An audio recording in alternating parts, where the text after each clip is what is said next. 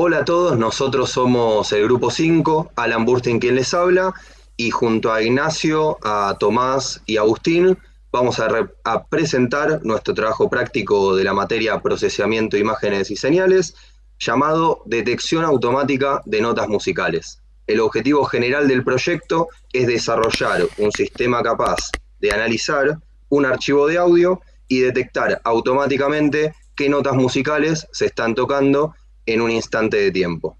A primera vista, esto puede sonar como algo sencillo. Uno escucha una nota y puede intuir si es un do o un la, por ejemplo. Pero hacerlo de forma computacional implica resolver un problema mucho más complejo, que es entender la estructura matemática del sonido. El sonido es una variación de presión en el tiempo. Cuando esa variación es periódica, la percibimos como una nota musical. Cada nota tiene una frecuencia fundamental. Por ejemplo, el La4 vibra a 440 Hz. Sin embargo, un instrumento real no produce solo esa frecuencia, produce también los armónicos. Entonces, el problema de detectar notas no es simplemente encontrar la frecuencia más fuerte, sino que es encontrar la frecuencia fundamental entre un conjunto de frecuencias que coexisten en el mismo instante. Y si encima el audio tiene varias notas simultáneas o cambia de nota en el tiempo, ahí el problema se complejiza todavía más. Para resolver todo esto, usamos herramientas del procesamiento de señales, en particular distintas versiones de la transformada de Fourier. A eso le dedicamos la mayor parte de nuestro trabajo y es lo que vamos a explicar a continuación. Ahora sí, le cedo la palabra a Ignacio. Gracias, Alan. Antes de entrar en cómo resolvemos algunos de los problemas más complejos que mencionaba Alan, es fundamental entender por qué no alcanza con la herramienta más clásica, si se quiere, del procesamiento de señales, que es la transformada rápida de Fourier o FFT. Como vimos en la teoría, la FFT, en términos conceptuales, nos permite cambiar de dominio. Pasamos del dominio del tiempo, donde vemos la amplitud de la señal, al dominio de la frecuencia, quedando expuestas otras características de la señal, su estructura interna más que nada. Esto es muy útil porque incluso el oído humano, si se quiere, el cerebro humano, funcionan de manera muy similar. Como explicaba Alan, el sonido, lo que llega al oído, no es más que el aire vibrando. Pero nosotros no percibimos esas variaciones de presión, sino que percibimos componentes más tonales. Esto es así porque al cerebro no le interesa registrar cada empujón del aire por separado, sino que lo que hace es promediar esas vibraciones en un tiempo corto y decirte, esto es una nota La a 440 Hz. Volviendo a la FFT clásica, que nosotros llamamos estándar o global, esta transformación se aplica sobre toda la señal de una sola vez. Si la aplicamos sobre un audio de 10 segundos, y de hecho es lo que hacemos en la última sección del trabajo, lo que se obtiene es un espectro que nos permite identificar con mucha precisión qué frecuencias efectivamente existieron en el audio. Pero ese espectro es una foto estática, por así decirlo. Y esa es la limitación crítica que queríamos mencionar. Básicamente que al pasar del dominio de la frecuencia, perdemos completamente la noción del tiempo. Por ejemplo, si el audio contiene un do durante 2 segundos y después un sol inmediatamente después, la FT simplemente nos va a mostrar dos picos de energía conviviendo en el mismo gráfico. No tenemos forma de saber cuál ocurrió primero ni cuánto duró cada uno. Esto pasa porque la FFT asume que la señal es estacionaria. Recordemos que en una señal estacionaria las propiedades estadísticas y el contenido frecuencial se mantienen constantes en el tiempo. Si bien esto puede servir para analizar el ruido de un motor o una portada de radio, para la música, que por definición es una señal no estacionaria, ya no sirve tanto. Porque justamente su riqueza se basa en cómo las frecuencias van apareciendo, desapareciendo y transformándose a lo largo del tiempo. En definitiva, como la FT global nos da el qué, pero nos oculta el cuándo, si queremos realizar una detección automática de notas, necesitamos una herramienta que no sacrifique la cronología de la señal. Así que por esto nos vimos obligados a buscar una representación de tiempo-frecuencia. Ese es básicamente el corazón de nuestro desarrollo y es lo que va a explicar Tomás a continuación.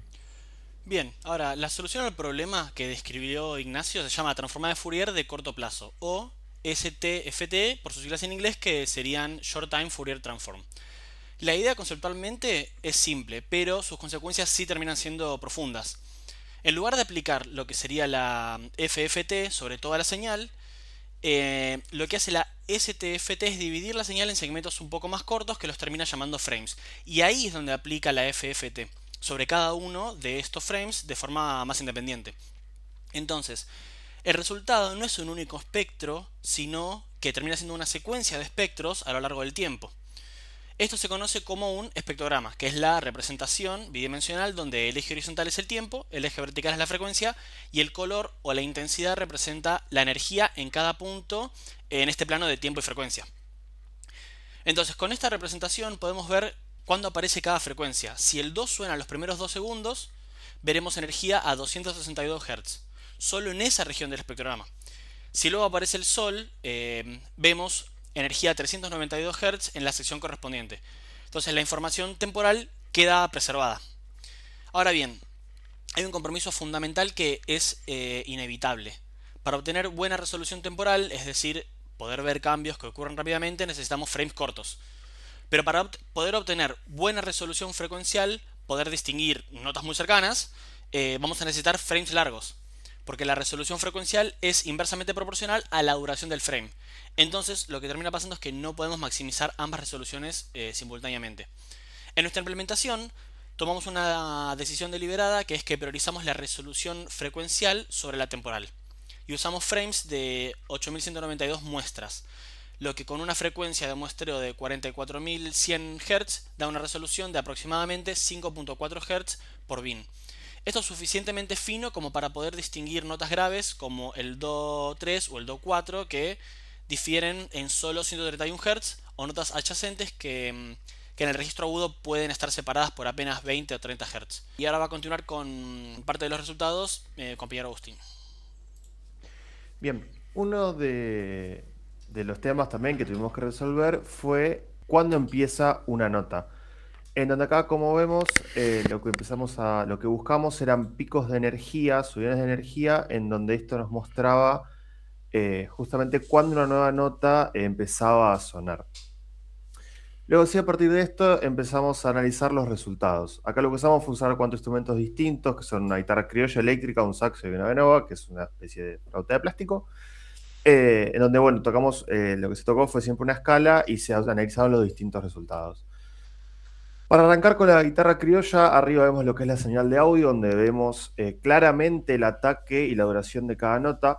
Luego vemos el espectrograma, donde vemos la frecuencia, el tiempo y la magnitud de cada una. Y finalmente la transcripción que se hace.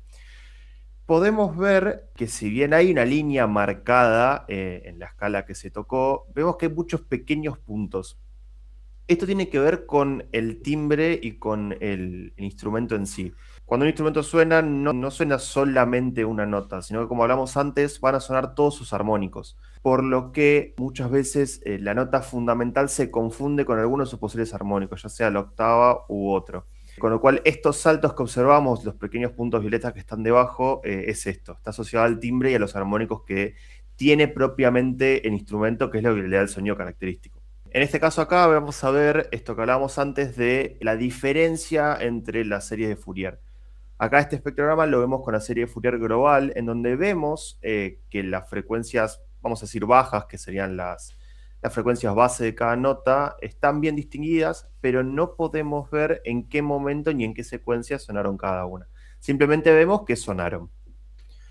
Luego vamos a ver, en este caso, una guitarra eléctrica. Vemos que la señal de audio es bastante similar, es quizás es un poco más fuerte, pero es muy parecida. Vemos en el espectrograma también la cantidad de armónicos que tiene. Vemos que hay muchas líneas de color para cada nota. Y vemos luego en la transcripción que acá pudo ser más clara, ya que hay mucha menos dispersión en los puntos y está mejor marcada la escala. Bueno, acá volvemos a ver el cuadro comparativo entre las distintas series de Fourier. Vemos que también se distinguen claramente cada una de las notas. Pasamos a otro instrumento de otro tipo, a un saxo. Lo que tiene diferencia con los otros instrumentos es que el saxo se considera un instrumento melódico, es decir, que puede tocar una sola nota a la vez, a diferencia de la guitarra, que al tener, por ejemplo, 6 cuerdas, puedo tocar 6 notas distintas al mismo tiempo. Al tocar solo una nota, esto en algún punto simplifica el problema, ya que lo único que puedo encontrar son los armónicos de esa nota, mientras que al tener 6 cuerdas para tocar, puede haber muchísimas más notas, opciones, digamos, para elegir al momento de realizar la transcripción. Acá vemos que, la escala es un poco más larga porque el audio que se tocó fue un poco más largo, pero creo que este ejemplo es clave para ver cómo no se distingue, mejor dicho, la diferencia que hay entre las dos series de Fourier.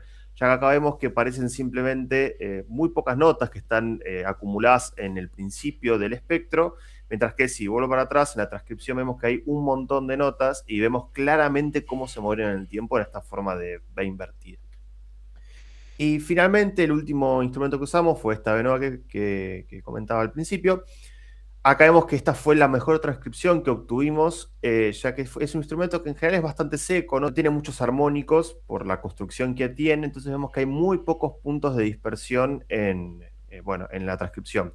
De hecho, por ejemplo, en el caso del Do, vemos que lo que detecta es el armónico, lo cual tiene sentido, ya que es algo muy común en los instrumentos en general que la frecuencia predominante no sea la tónica, sino su octava, que es esta diferencia entre el Do 4 y el Do 5. Y finalmente acá vemos el gráfico de la B nova utilizando la serie de Fourier. En cuanto a lo que logramos, vamos a distinguir 3 puntos. Por un lado, pudimos aplicar de manera correcta, obteniendo muy buenos resultados, la serie de Fourier de corto plazo, para poder distinguir qué notas suenan y en qué momento. Pudimos armar un código en Colab entre los 4 para poder hacer este procesamiento, en donde podemos subir un audio en formato WAV para hacer la transcripción.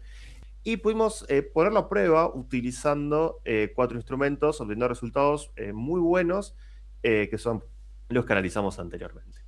Y con esto vamos por finalizado nuestro trabajo. Esperamos que les haya gustado. Muchas gracias.